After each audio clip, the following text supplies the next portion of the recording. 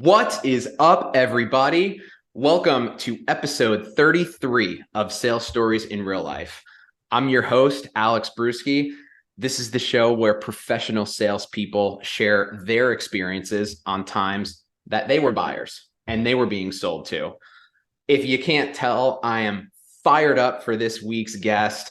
You probably know him from the SDR Chronicles way back in the day, a true LinkedIn pioneer, four-time LinkedIn top sales voice, the author of the LinkedIn poster strategy on LinkedIn Learning, and he is helping companies to amplify their brand narrative through influencer marketing. Welcome to the show, the Morgan J Ingram. Morgan, yeah, I'm fired up, man. I can't contain I hear it. it. I hear it. I And hear it. I hear you had a really interesting experience in person, mind you, buying some socks. What happened there? Yeah, everyone's like, wait, socks. Those the socks just sound like it'd be dirty. No, this is not dirty. However, this was an incredible experience. So back when I used to do training, I would travel like once a week. And a place that I went pretty frequently was New York. The reason I picked New York is my cousin lives there, one of my brothers lives there, and my best friend at the time lived there too. And the cool thing about sales training is that you could do your own prospecting, you close your own deals. And so I just picked locations I wanted to go to. New York happened to be one of those. So my friend kept telling me about this place called Stance. He's like, dude, you get Stance socks. And at the time, I was like Nike through and through. Growing up, I only wore Nike socks because I played a ton of basketball, and our high school team was actually sponsored by Nike. So like that was basically the only thing that I wore. So I was like, yo, like I wear Nike. I don't have time for this, like, etc. He's like, dude, go. So I remember I got in like early or whatever it was before like the training and stuff like that. Sometimes I like to come in early, and I went to the Stance store, and it's like on this, and I always forget the street names because I'm not good at logistics, but it's on the street where like all the stores are. It's like where the big Nike store is. It's where Kith is. It's like the massive street where like every main store is at, right? So I go in there, right? And I'm like, all right, this is probably gonna be whack, whatever. And then immediately I saw like Marvel socks, right? So I see like Iron Man, right? I see like Spider-Man, Thor, Hulk, and I'm like, all right, this place has my attention. Then I start seeing Star Wars socks, right? And I'm like, wait, what? What is this place? Like, I'm like falling in love, right? I'm like, this is incredible. And so like I'm obviously enamored, and they could tell. And so one of the salespeople comes over, or the register, or whatever, and he's like, hey, he's like, what's your favorite Star Wars character? And I was like, my favorite Star Wars character is Darth Maul for sure. Even though he doesn't talk a whole lot in the original series, I like even the cartoons, etc. So he's like, "Oh, that's interesting. Like, who's like your top three, right?" And so I was like, "Yeah, I was probably say like Darth Maul's definitely like number one, like I said, Boba Fett, and I was like Darth Vader. Obviously, there's a theme here. I like the dark side. So he's like, okay, that's cool.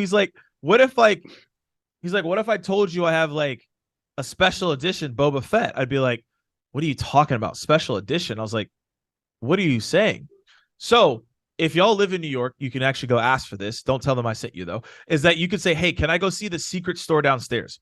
There's a secret store downstairs. Nobody knows about this. Like somehow we just chopped it up and we found this, right? So he's like, all right, I'm gonna go downstairs, right? So he takes me downstairs, and there's like select premium socks that like aren't in stock yet that they're gonna release in the next like 3-4 months. So yeah, he had these Boba Fett socks, and I was like, oh, these are incredible. Ended up buying them. Greatest experience. And he was like, yeah, anytime you want to come in and come see the secret store, let me know. So I went to New York probably every other week because of training and see all my family, etc. And I would always go to the secret store, and I got socks before everyone else. So I have socks in there that actually have never been released. So it's pretty cool. So I've been a Stance fan ever since. I only wear Stance. I'm wearing Stance right now. I even play basketball in Stance. Like if I don't have Stance socks on, like I'm probably sick. So like that's like my Stance story and why I'm such a massive fan. Man, there's so much that I want to break down from this. First and foremost, I love that you did socks because episode 1 that I did solo Yeah. was about running socks. And it Oh, okay. was a technical story, right? It wasn't, hey, do you love these socks, right? It was about a technical use, right? It was Mhm. about, hey, you want to keep your feet well when you're running. Yeah. This is completely opposite because this is like, hey, do you love these socks, right? And so the first thing that I want to talk about is the classic sales question that everyone in person hates getting. How can I help you? Right? You walk into a store, how can I help you? And you're always like, no, I'm good. Right? You always Yeah. resist. And this person comes over and he goes, who's your favorite Star Wars character? Right? I'm Yeah. assuming you were probably right in front of the Star Wars section or I something. was, yeah. I was right in front Yeah, of it. I'm Yep. sure he didn't just pick that out of a hat. What's going through your mind, right, in that moment? Like, are you kind of expecting the how can I help you, and be ready to push someone away? Were you kind of taken aback? Like, take us there. Yeah, I will. Anytime I hear can I help you, I always say no. Even if I do need help, I'll just figure it out because those people typically end up being like obnoxiously and annoyingly pushy. They don't have a good narrative. Their context is off. It's a miserable time. So that's why I typically just say no. In this scenario, he asked the question, so I was like, my head immediately went to, what does he know about Star Wars? Right. So like now I'm like, okay, we can have a conversation around Star Wars, which was like cool, right? And we did chop it up a little bit about that. So my head did not go to, oh, I'm about to get sold. I was like, oh, what does he know about this? Made it more intriguing. Not even that, but it wasn't, oh, who's your favorite character? All right, you should buy these, right? Because Boba Fett is on these socks and Yeah, they're exactly. special release. It was, oh, okay, well, who's your top three, right? Like, and Exactly. just kind of bringing it in even more. I am fascinated by the secret store. Like, did this come up kind of organically? Like, were you guys just vibing so much that he was like, all right, man, I'm going to let you in on a secret? Because obviously, that kind of exclusivity is a great sales tactic. What would you Yeah. kind of say towards that part of the I would say experience? latter was the vibe. I think we were just chopping it up and I think it was just a good conversation. He was like, hey, like, we have this, let's go check it out. And I think it was definitely a vibe check. I think for sure if I was like hesitant or like stood off, like if I was like standoffish, I don't think he would have been like, let's go down here. I think because we just had a really good vibe and energy, that's what happened at the end of the day. You weren't being sold socks. You were talking about Star Wars with a Yeah. fellow Star Wars fan, in a sense. Yeah. Like, that's what sales is, right? Like, you're not pushing product down people's throats. You're having conversation. And if it happens to fit, hey, I have something for you. Yeah, If it doesn't exactly. fit, that's totally fine. Your friend who made this referral to you, are they still going there, or what happened there? Because He doesn't obviously, Yeah, he doesn't live in New York anymore. He's in Miami. So I don't think they even have a Stance stores out there. However, he does wear Stance socks from time to time. He actually buys me Stance socks. I think I got more hooked than he is at this point. So that's a funny part of it. But no, he still like goes to different stores from time to time, but there isn't any. I don't think there isn't any Miami, so he doesn't go. well, Stance, if you somehow happen to listen to this, we need an official Morgan J Ingram sock. It's official. You've got Look, yourself a big time evangelist look, here. that's my thing. It's my goal every single year. I just want to get sponsored by Stance. I want a sock. I want to be the first person that's not an athlete to get it. So I'm on the hunt. Stance, if you're listening, we're after you. Um, so, real funny experience that comes to mind, unrelated to this, is one time I was walking around a Costco and there was like a football game on the TV, right? Like, how they Yep. have stuff on the TV section. Same thing happened. I'm watching a football game. Someone comes over. How can I help you? I'm like, no, I'm good. Right. And I take my cart and I move away. And I was walking away and I was like, if that person would have said something like, hey, who are you rooting for? Hey, who's Mhm. your favorite team?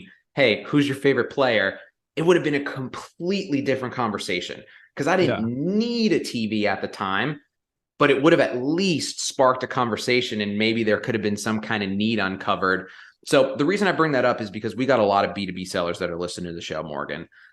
What would be your kind of biggest takeaway, right? That you could take away from your Stance buying experience that folks can take into their daily job and make a better connection with their prospects, literally get better at their job and have better sales conversations. I think it's and you have to be careful not to be cheesy with this. Be very careful not to be cheesy with this. But finding relatability at the beginning of the conversation is key. So I talked to still actually pretty baffling that I just had this conversation and it was a referral, but it still could have gone bad. So my friend introduced me to someone who was an executive at Sony, right? So, like PlayStation. So he knows a lot about games, right? So, I did my research to figure out like, what was he doing? How did he go about it? Because if I don't come in the conversation correct, it's not going to work. So one thing that I like to do at the beginning of conversations is to always have a good question and state the context. So what do I mean by that? So it's one thing to say, hey, I see that you fish. What do you like about fishing? That's boring. It doesn't show that you know anything about fishing. Right. So how I started the conversation was like, hey, here's the reason why we're meeting, right? Because this is just kind of a side note. When you meet with someone, you get referral. Don't expect that the referee gave any information. Normally, it's like next to no information, right? So I say, hey, you probably didn't get a whole lot of information, and then I pause, and they say, I really didn't, because they normally don't, like 99% of the time. And I say, hey, here's like the reason, like why we're meeting. Here's the context of the backgrounds and like why this actually is a match. And then I say, hey, I noticed that your background, Sony, and I'm a huge like PS5 person. What was the thought process for you all to start getting exclusives when the other consoles weren't, right? What was the idea there, right? Wow, okay, you actually know something about the industry, right? If you play games, you know that PlayStation started the exclusives, right? They were the first console to do that, right? And now others have started to do that as well, but like they were like one of the first people to really create it as a staple, right? And then I started asking questions about certain games and the elements. And like I mentioned that I was a professional player in Halo 2, and I asked questions around that. So the thing is that like when you're trying to relate to somebody, I would say try not to do fake relation where it's like, oh, I see you're a fisherman. Like, how do you like you don't know about that, right? But try to find something you can relate to. And I always look at like their background, or even when I hop on the Zoom call, I might look at their background and see something that's interesting, right? If I notice that like, oh, what that's actually in Amsterdam. I went to that museum. That shows that, oh, you actually know what this is. It's not random. So that's my always advice to sellers is that don't be cheesy with rapport, like be real. If you have experience or background in the area, that's going to create immediately relatability. And I try to find things that I have some credibility in or I've done and speak to that because it gets people excited because they're like, I get to talk about something that I'm excited about. And it's not them just talking at you. We're having a legitimate conversation. You may not always find it, but I find that to be the best. That is so good because what you're doing with that question is you're not saying, hey, I'm a big time Sony fan, right? I'm a big time PlayStation fan. And you're not telling them through your words. Your Yeah, question is so highly targeted and so highly pointed that you're also at the same time while you're asking that question, basically saying, I'm a big Sony fan, right? I'm a big PlayStation exactly. fan. I've been playing for years. That's fucking amazing. That's so good. Hmm. But I mean, let's dig into that a little bit further because you may not always find something that's so relatable, right? For you're big into video games, you were a professional Yeah, Halo player, so Sony is probably an easy one for you to relate to. for sure. Let's say you've got a call with someone and the things that you find about them are not necessarily things that you're interested in. I love the Yep. Zoom background example that you brought up. That's fantastic. That's kind of an on the fly thing. It's on the Let's fly. say let's say someone's prepping for a call, right? And they see all of these things about their prospect, but they're not really related to them or they don't really understand them. You Yeah. obviously don't want to be the person who's like, "Oh, you like fishing, what's your favorite fishing trick?" Yeah. Don't be Um, cheese McGee. Right. What can someone kind of do if say they're doing some pre-call research and they realize like, hey, I see that this thing is really important to this person and I want to Hmm. talk about it, but I don't necessarily have any sort of background in that space. How would you kind of navigate a situation like that? Yeah, I'll give two examples. So the first one is, and don't be creepy with this, but like it is a good example. So no, not everyone. Most people have recommendations on their LinkedIn profile. So I like to ask questions around that. Hey, notice that like Sally gave you this recommendation on this. So like, what did that mean to you? And like, what was that team like? Right. I like going into that because that emotional spark shows their leadership. Hear them talk about it. Probably no one ever asked them about it. So you're just going to get a lot of good insight and just shows that you're paying attention. The second one, I believe that Jeff Hoffman has said this before, which is John Barrow's mentor, really creator of the whole entire email, the bash out email, essentially. Why? And so the thing is like, um, when I think about it, and his whole format of like, why UI now, his whole email and his framework that he created. One of the things he talks about when he gets on sales calls, though, is he'll look at the different industry experiences and how there's gaps or something like that. And what I mean by gaps is, let's say someone went to like manufacturing to like SaaS. What the heck? So he like gets on the call and says, "Hey, super interesting that you went from manufacturing to SaaS. Like, what led to that switch, and what are the things that you've learned throughout that?" Right? It's you seem like a generic question, but it's not because a lot of people don't tie the knot there to be like, Wait, you were a professional sports player, then you went to be an SDR. Talk to me about that journey and why'd you make this switch? That opens people up a little bit and it understands their psyche and their mindset as a whole. And then now you're building rapport because maybe you have some correlation where you can say, hey, I changed industries too, and this is what I did. And now you do have something to talk about. So those are like two things. If like you find nothing, people are always changing industries for the most part. You could even simply ask why they got this degree and went to this ass, right? If you want to go super small, but that's like the way that I think about it. That is so good. And you actually just helped me come to a realization while I'm sitting here on the receiving end of all this. You're asking questions that are impossible to answer in one word, right? You're asking a question that inevitably is going to have somebody go into a story. And when someone goes into a story, to your point, you're getting insights into their personality. You're getting further insights into what really matters to them, right? And then you could keep pulling on a thread, or you can see like, hey, this person really doesn't like this thing. Let me kind of go another direction versus asking yes or no questions or these kind of one word questions, right? Like, what's your favorite fishing trick? Well, get good bait. So I really, really love how you're encouraging people to open up through just asking next level questions. That you like, I'm trying to figure out when I had this conversation. I think maybe it was yesterday or Tuesday. We were talking about if you ask great questions, it will inevitably help you in your life. Personal relationships, romantic relationships, whatever you're doing there, right? Professional relationships, partnerships, investing. If you ask great questions, you will get the best answers. And if you want to be a good investor, you also need to ask great questions. I know that's not what people are asking, but like that's also a big piece of this as well, right? So my whole thing has been, how do I ask better questions? And I watch a lot of interviews to figure out how to do that. Listening is a big part of it, but you have to phrase it in a way that people aren't prepared for. Because if you can ask people questions that they haven't been asked, you become more interesting. Because then emotionally, they're like, what else does this person have to ask me that maybe I haven't thought of before? My whole goal in every conversation is to ask a question, it just stumps them. They're like, what? That's literally my goal in every conversation. And if you have that goal, you will just get incrementally better because you're going to be better at conversations. You're going to be better at dialogue. And I've had to change my thinking on this. When I first started off as an SDR, I'll take it all the way back. I was like, how do I convert? Right. That's what I was like, how do I convert? How do I get emails response? Right. Now I think about it differently. I'm like, how do I start a conversation?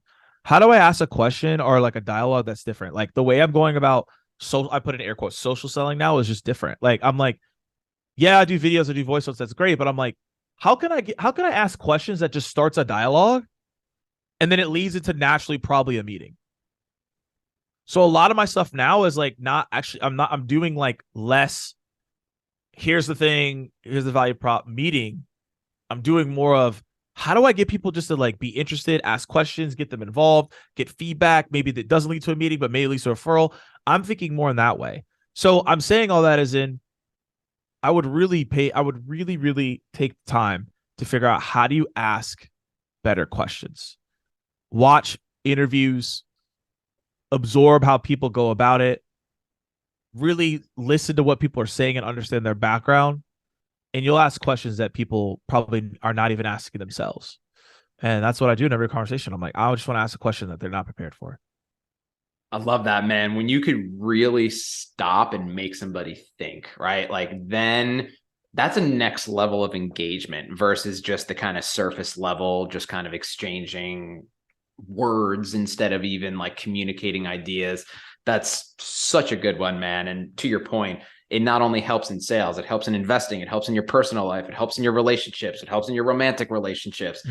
There is pretty much no area of your life that will not be affected by becoming a better question asker. So yeah, I think that's a great thread to pull on, and we could probably go on and on and on about it all day. Absolutely. Morgan, this has been a freaking blast. You have done the SOC community, the Star Wars community, Sony community extremely proud with this one. Man, you're working on a whole bunch. And I know that by the time this podcast episode is dropping, you're going to have some really big news for us all. So why don't you go ahead and take a moment and plug something with the audience and tell us what you're up to and what's coming down the pipe. Yeah. I'm just gonna go off in the sunset. I'm just kidding. I'm not doing that. I can't. I'm not. I have no capabilities of doing that. To keep it super short, this is what I'm doing. I'm focusing on amplifying brand narratives through the influencers that we are not talking about, which are the employees and the customers.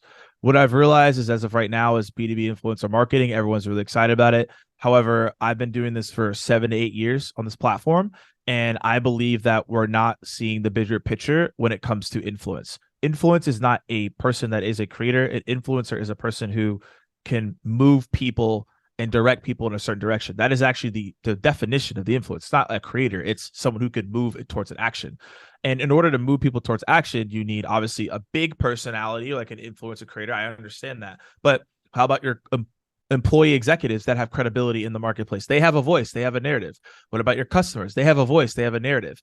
And what's happening right now in our marketplace is every product is very similar. Sorry to say that to people who are building products, but they're looking pretty much the same. I don't know a lot of product calls at this point. So if you don't have a strong bear narrative, it's not going to work. And I believe if you have great, good, organic content that is being posted not only with your marketing team, but also the sales team, which is what I'm working on, and enable them with the right content to do true social selling. Your goal is to create content that sparks conversations that generate revenue. And that's my focus right now. Morgan, nobody knows this space better than you. So I, for one, am stoked to see where this goes. Knowing you, it's going to be huge as per usual. Man, this has been such a blast. Thanks so much for a little bit of your time. Sales Stories in Real Life fam. Hope you enjoyed the episode. We'll catch you next week. Morgan, thank you again. Cheers, man. Cheers.